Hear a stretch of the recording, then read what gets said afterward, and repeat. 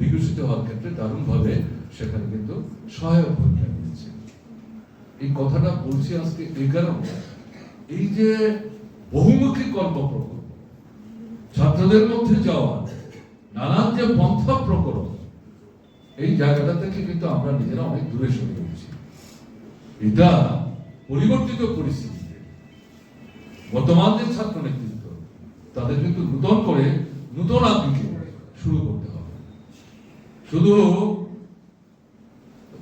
2020-এ বর্তমান বিজেপি সরকারের নয়া শিক্ষানীতি, এটার বিরুদ্ধে আন্দোলনে আমাদের সীমাবদ্ধ থাকবে, তা তো প্রত্যেক দিনই আন্দোলন হচ্ছে না।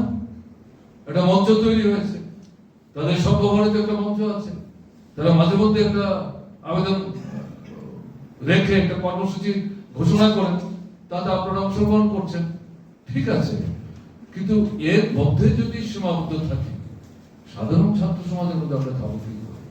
তার জন্য মহুয়া রায়রা অতীতকে মনে রেখে, সমর্থের সময়কাল, মহুয়া তো সেই সময় তাদের যে অভিজ্ঞতা, তাকে স্মরণে রেখে সেই ধরনের একটা কর্মসূচিকে সামনে রেখে বর্তমান নেতৃত্বকে, আমার তো ধারণা সচেতন ভাবে হোক অবচেতন ভাবেই হোক, জাগরিত করার চেষ্টা করেছে। আমরা বর্তমান ছাত্র নেতৃত্বের দৃষ্টি আকর্ষণ করে যেটা বলবো, এই কর্মসূচি কি সমরকে ভিত্তি করে এই যে হলো, এটাই শেষ, এর মধ্য দিয়ে ছাত্র নেতৃত্ব তার দায়িত্ব সম্পন্ন করবেন, এটা কিন্তু ভুল হবে।